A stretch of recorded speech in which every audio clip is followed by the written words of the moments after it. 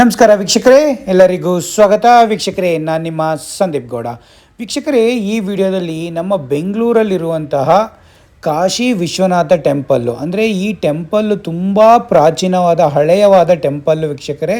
ಇದು ಒಂದು 8000 ಇಯರ್ ತುಂಬ ಹಳೆಯ ಟೆಂಪಲ್ ಅಂತೆ. ಆ ಪಾಂಡವರ ದ್ವಾಪರ ಕಾಲದಲ್ಲಿ ಇದು ಅಲ್ಲೇ ಪ್ರತಿಷ್ಠಾಪನೆ ಆಗಿರುವಂಥ ಒಂದು ಟೆಂಪಲ್ಲು ವೀಕ್ಷಕರೇ, ಈ ಕಾಶಿ ವಿಶ್ವನಾಥ ಟೆಂಪಲ್ಲು ವೀಕ್ಷಕರೇ.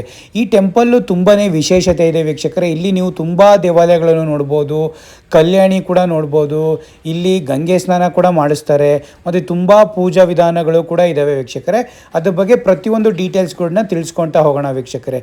ಇಲ್ಲಿ ಒಂದೊಂದು ಮಾಸದಲ್ಲೂ ಒಂದೊಂದು ಡಿಫ್ರೆಂಟ್ ಪೂಜಾ ವಿಧಾನಗಳಿದ್ದಾವೆ. ಇಲ್ಲಿ ಬೆಲ್ಲದ ದೀಪ ಆಗಲಿ, ತುಪ್ಪದ ದೀಪ ಆಗಲಿ, ಪ್ರತಿಯೊಂದು ಬೆಳಗ್ತಾರೆ ವೀಕ್ಷಕರೇ. ಇಲ್ಲಿ ಯಾವ ಮಾಸದಲ್ಲಿ ಬೆಳಗ್ತಾರೆ, ಏನು ಪೂಜಾ ವಿಧಾನಗಳು ಅನ್ನೋ ಪ್ರತಿಯೊಂದು ಇನ್ಫಾರ್ಮೇಷನ್ ಈ ವಿಡಿಯೋದಲ್ಲಿ ತಿಳ್ಕೊಳ್ತಾ ಹೋಗೋಣ ವೀಕ್ಷಕರೇ. ಈ ಕಾಶಿ ವಿಶ್ವನಾಥ ಓಲ್ಡ್ ಟೆಂಪಲ್, ಇದು ಪ್ರಾಚೀನ ವಿಶ್ವವಿಖ್ಯಾತಿ ಪ್ರಸಿದ್ಧ ಟೆಂಪಲ್ ವೀಕ್ಷಕರೇ.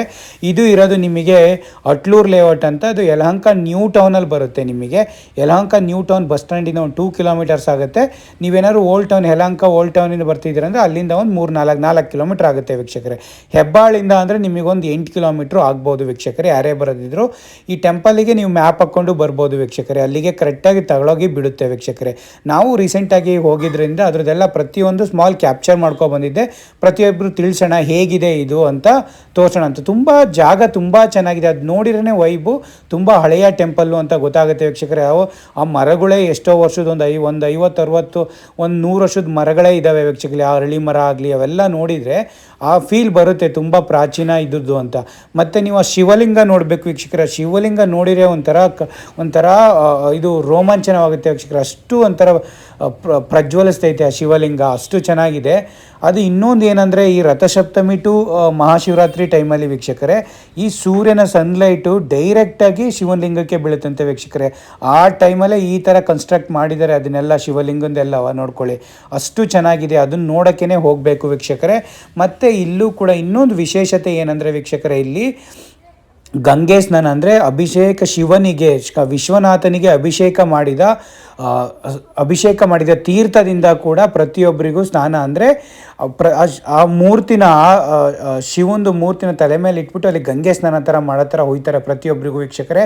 ಅದರಿಂದ ನಿಮಗೆ ಏನೇ ಕಷ್ಟ ಕಾರ್ಪಣ್ಯಗಳಿದ್ರು, ಅದು ನಿಮ್ಮ ಮಕ್ಕಳಿಗೆ ಏನೋ ಪ್ರಾಬ್ಲಮ್ ಇದ್ದರು, ಆರೋಗ್ಯ ಇದಾಗಿದ್ರು, ಮತ್ತು ಏನೇ ದುಡ್ಡಿನ ಸಮಸ್ಯೆ ಇದ್ದರು, ಏನೇ ಆದ್ರೂ ಆ ಇದರಲ್ಲಿ ಅಂದರೆ ಅದು ತ್ರಯೋದಶಿ ಟೈಮಲ್ಲಿ ಅದನ್ನು ಆ ಗಂಗೆ ಸ್ನಾನನ ಮಾಡಿಸೋದು ವೀಕ್ಷಕರೇ. ಯಾವಾಗಲೂ ಹುಣ್ಣಿಮೆಯಿಂದ ಆದಮೇಲೆ 13 ದಿನ ಏನು ಅಭಿಷೇಕದಲ್ಲಿ ನೀರನ್ನ ಕಲೆಕ್ಟ್ ಮಾಡ್ಕೊಂಡಿರ್ತಾರೋ ಅದನ್ನು ತ್ರಯೋದಶಿ ದಿನ, 13ನೇ ದಿನ ಆದಮೇಲೆ ಅವರು ಪ್ರತಿಯೊಬ್ಬರಿಗೂ ಅದನ್ನು ಕೂಡ ಕ್ಯೂ ನಿಂತಿರ್ತಾರೆ, ಅದನ್ನು ಹಾಕ್ಸ್ಕೊಳಕ್ಕೂ ತೀರ್ಥನೂ.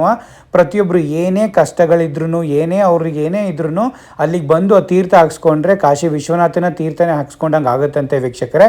ಹಾಗಾಗಿ ಅದನ್ನು ಇಲ್ಲಿ ತನಕ ಫಾಲೋ ಮಾಡ್ಕೊಂಡು ಬರ್ತಿದ್ರೆ ಈವ್ನಿಂಗು 5 to 7 PM ತನಕನೂ, ಅದು 5 PM ಇಂದ ಸ್ಟಾರ್ಟ್ ಆಗಿ 7 PM ತನಕನೂ ಆ ಅಭಿಷೇಕ ಕೂಡ, ಆ ತೀರ್ಥ ಸ್ನಾನ ಕೂಡ ಇರುತ್ತಂತೆ ವೀಕ್ಷಕರೇ.